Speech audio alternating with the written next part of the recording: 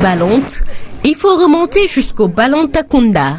Une bonne partie de ce territoire se trouvant en Basse-Casamance, à la frontière avec la Guinée-Bissau, d'où sont originaires les Balontes.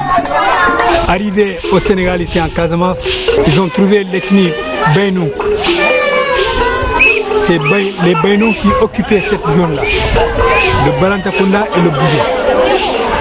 Alors, quand ils sont venus, ils sont installés. Le premier village des Balantes, c'est Mankarunku. Mais ils traversent le fleuve pour venir récolter le vin de palme.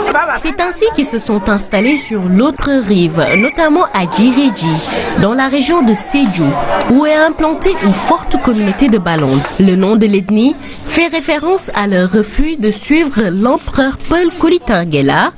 Les Balontes ont gardé une certaine authenticité, étape déterminante dans la vie d'un membre de la communauté, l'entrée dans le bois sacré, une épreuve cruciale qui nécessite les prières d'une mère.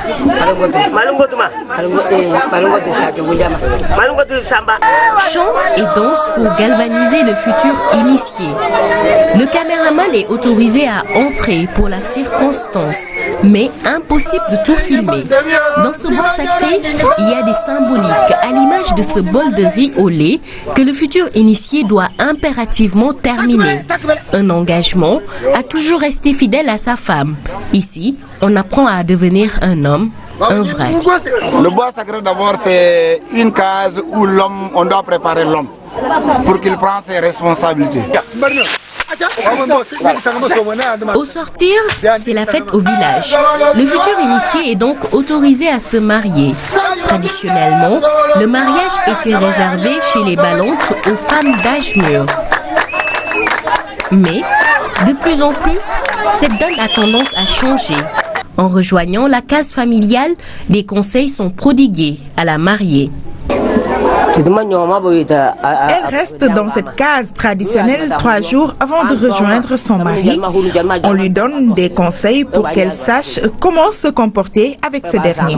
En signe de respect de cet engagement de fidélité pris par son mari dans le bois sacré, la femme mange aussi du riz au lait. De même, sa manière de s'habiller n'est pas fortuite. Vous voyez, c'est le même accoutrement que celui que son mari avait lors de son initiation. Tout cela montre que les deux époux doivent partager le même degré d'engagement. Au lendemain de la nuit nuptiale, des détails permettent d'indiquer la virginité de la femme. Mais seuls les initiés sont capables de lire cela entre ces feuilles.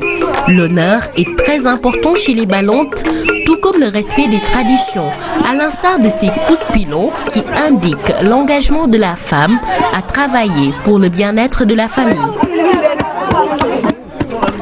Et s'il arrive que la femme soit stérile, la solution peut venir de la médecine traditionnelle. La méthode de guérison est assez particulière.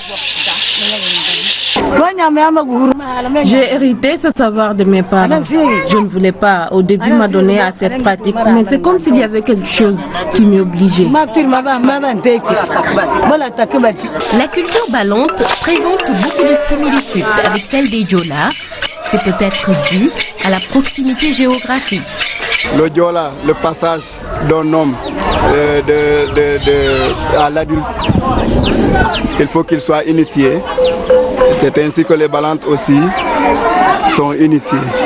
Et même sur les préparations, par exemple, on aime souvent la préparation à base de régime de palmier. Là aussi, les Diola l'aiment beaucoup. Nous avons aussi une autre similitude, c'est la récolte du vin, parce que ça fait partie des activités principales de Balonte, ainsi que chez les Diola aussi. Dans certaines contrées balontes, des facettes importantes de la culture ont tendance à disparaître, à l'instar des rites funéraires, car seuls les initiés ont le droit de procéder à ce rituel, et de plus en plus, les cérémonies d'initiation se font rares.